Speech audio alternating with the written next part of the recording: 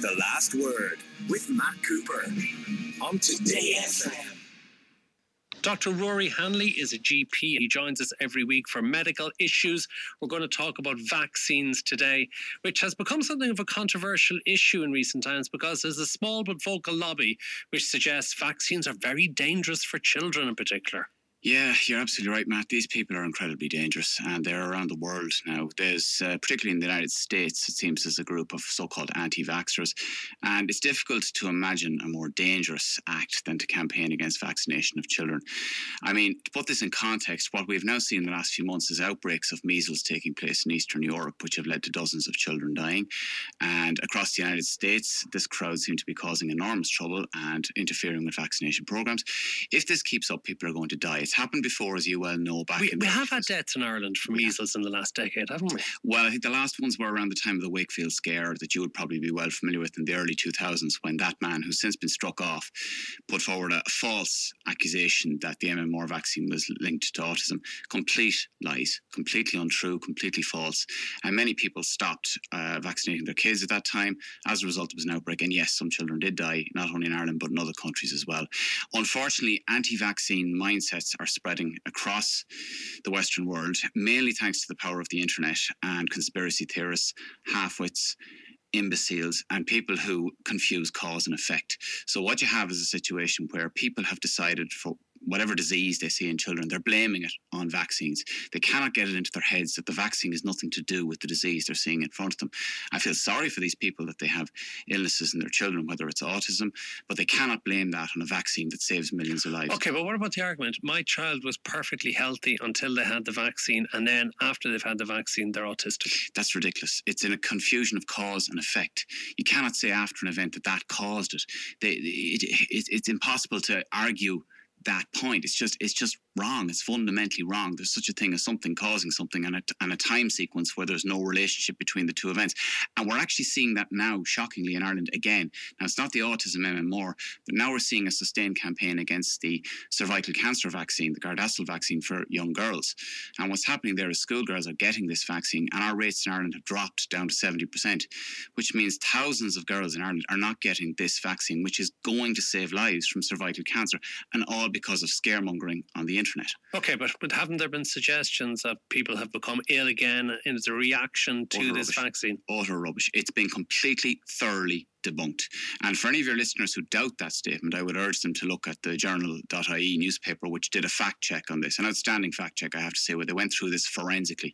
That vaccine has been used worldwide. It is extremely safe. It is so safe. I cannot go beyond saying how safe it is, because we need to extend it not just to girls, we need to give it to boys as well to prevent this disease from spreading. And I mean, it breaks my heart to even have to discuss this. But you see, this is the problem, Matt. We're creating a debate where none should exist. And you see, a lot of my colleagues across Ireland think that the way to engage with anti-vaccine campaigners is to engage with them like we're doing now and try and present the facts to them. These people don't care about the facts. Their minds are fixed. They've already made up their minds that the vaccine is evil. And no amount of evidence is going to change their minds. They know you've been bought off by the pharmaceutical industry. Yes, of course. I'm in cahoots with the pharmaceutical industry. This is the kind of conspiracy theory guff that starts. It's worse than that. They say the evidence is being suppressed. This clown Wakefield has a film out now, I gather, in the States, saying that the evidence... Yeah, is that what it's called? Yeah. But, this is the kind of thing that happens. So what we need to do is change the dynamic here. And I think the medical profession has to learn a lesson here. You can't engage with these people. You can't keep debating with them. You can't keep trying to reason. Oh, hang on. You're an arrogant elite now, aren't you? Oh. Just because you've actually done your medical research and gone to school and become a doctor, what makes you think you know better than the parents of these children? Oh, Jesus. It's unbelievable. That's the kind of nonsensical guff you listen to, yeah. Well, let me put it to you like this. You see, the stupidity of not vaccinating your own kids is one thing. You expose them to illnesses, but you might get away with it. But what's really tragic is what happens next. There are kids out there who can't get vaccinated because they're too small, because they're too premature, because they have serious illnesses. And those kids, if there's an outbreak, they're the ones who are going to suffer, and those kids are the ones that are going to die. And these people who, with their self-indulgent, internet-based conspiracy theories, who choose not to vaccinate their kids, are putting others, vulnerable children, at risk of premature death. I cannot imagine a more selfish or idiotic act than that, quite frankly. But I have to say, we need to look at new solutions to this, and we need some radical solutions. I have an idea. Such as, does it have to be passed? In Australia, they've announced at the weekend that parents will no longer receive tax benefits and childcare payments, such as the child benefit we have here, if they haven't vaccinated their children. Yeah, that's a very good idea. And I think it was actually last year, Matt, that's started out in Australia. But I'll be straight up with you about this. I have actually proposed something similar in print in the Medical Times in my column in the past, and I'll be doing it again in my column, I think, in the coming days that's out. I fundamentally believe we need to start linking child benefit payments to vaccination. It's the only way we're going to narrow this gap and get enough people vaccinated. Now, what I would suggest is we have a system whereby, say, if people don't produce the vaccination certificate and refuse to vaccinate their kids, that they will only get 50% of the child benefit. Of course, there'd have to be exemptions for those who medically can't get vaccines. There are a very small number of very sick children couldn't, absolutely.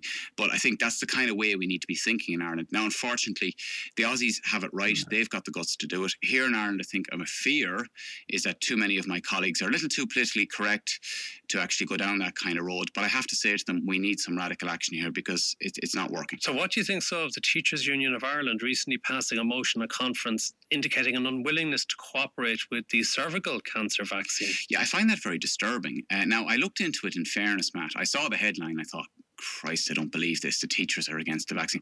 But it's not entirely accurate. To be fair to the TUI, they have said it's not necessarily an anti-vaccine motion.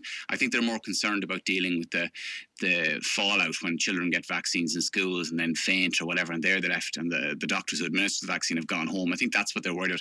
But there's obviously, I suspect, an anti-Gardasil, anti-cervical cancer element, vaccine element within the TUI, which is slightly worrying, to put it mildly. Can you imagine if these people, if the internet had existed at the time the polio vaccine was brought in? Because there's probably a load of people who actually haven't even heard of polio. Yeah. And there was a man called Jonas Salk, I think, who invented the vaccine back in the 1950s, mid-1950s.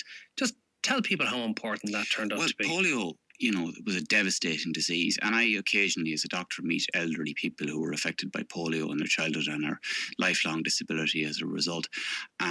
It was a horrific illness, and it has been eradicated in Western Europe and throughout most of the world. There's a few outbreaks still in I think, the Middle East and places like that. I think there was an outbreak in Pakistan.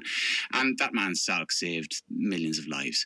And you're absolutely correct. Had the internet been around then, you would have had the same bunch of headbangers, and we'd probably still have polio now. We'd probably still have bloody smallpox now. Another disease that's been completely eradicated in the case of which smallpox. killed tens of millions. Yeah, smallpox no longer exists, thank God. Okay, one listener says, what about the H1N1 swine flu pandemic vaccine with a proven link to narcolepsy?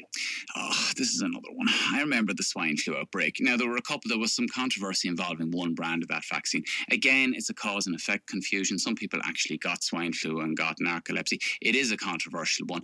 In all fairness, people need to stop this stuff. It really has to end. Swine flu killed people in this country. People died from swine flu. People are still dying of influenza every year. And what's shocking is tens of thousands of people over 65 aren't getting the flu jab. And that's another one. I would happily, say to the old age pensioners, we'll give them a $5 bonus if they get the flu jab every year, because it would just be a smart move for society. Okay. 53102 is the number for you. The many comments that are coming in. One listener says, thinks your tone is hugely unhelpful. People who are non-medical professionals are trying their best and doing as much research as possible and making decisions on that basis. Your guest is massively dismissive and flippant. I'm not being flippant. People are going to die if we don't vaccinate everybody. This person needs to get it into their heads. Right now, we're seeing a drop in cervical cancer vaccination, the Gardasil vaccination. 70% of girls are getting it instead of 95%. And as a result of internet campaigning, and what's going to happen is, I hate to say it, but some of those girls are going to grow up now and get cervical cancer that they wouldn't have got otherwise, and some of them may well die as a result. That's something as a society we should be ashamed of. And if that sounds flippant to anyone, well, I can't help you there, because that's not flippant. The listener says, isn't the improvement of hygiene has not what's got the disappearance of disease down to that? Yeah, that must have been what got rid of polio and smallpox, all right, yeah. When you're listening to that kind of guff, God help us all.